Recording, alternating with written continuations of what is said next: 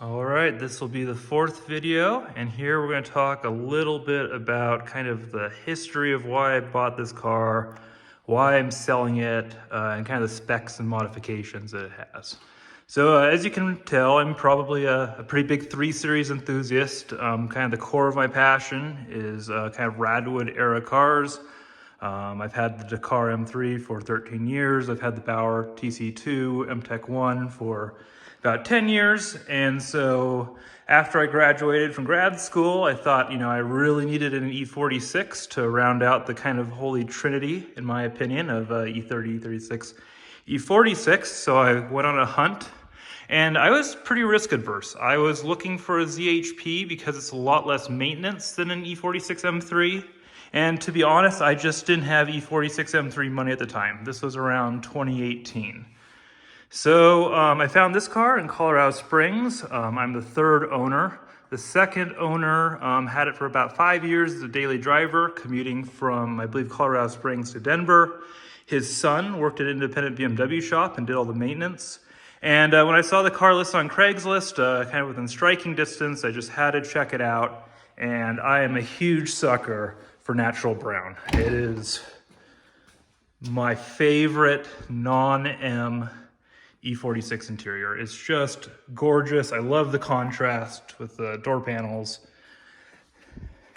And this particular example, last year of E46 production resonated for me. Has heated seats, which I'm also a huge sucker for heated seats.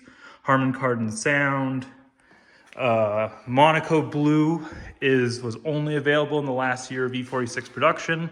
So there's only 7 of these in this spec of Monaco Blue over tan. And I think it is really just a beautiful spec. So let's go on to some of the modifications. Actually, before I do that, let's talk about how many miles I've driven this. I've owned this car for 5 years and I've put 4,000 miles on it. So when I bought it, I told my wife, we were living on the west side of Albuquerque, that we'd commute to work together in it and it'd be great. Now, the only problem is I'm a seismologist and my commute entails about 4 miles of washboarded dirt roads. And I immediately reneged on my promise to use this as a daily driver. My wife will tell you more about that if you want. And it basically sat in the garage for the last 5 years. I take it out on car club drives. I take it out maybe 3 or 4 times a year. I took it to Drive Four Corners this year. I took it on a long tour of northern New Mexico last fall. But other than that, the car rarely gets out. So I've kind of reached the point where I've decided, I really want that S54. This car is not being driven as a daily driver. I mean, it's a fantastic all-around car.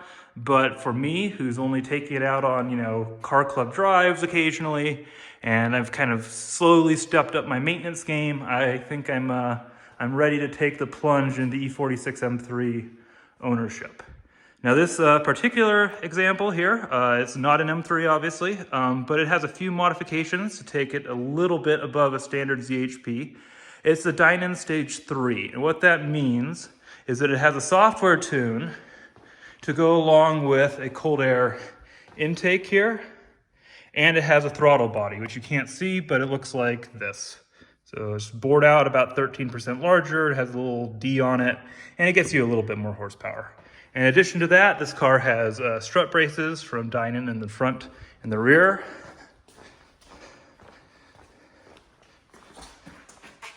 And it has a Dynon exhaust. And I'll get some driving videos up and some cold starts so you guys can hear what that sounds like. It's a very tame, kind of gentleman's sports car, I would say. And I think the color, really matches the character of the car, in my opinion. And the only other modification are poly front control arm bushings. If you're an E46 person, you know the control arm bushings are a weak point, and this car has poly bushings.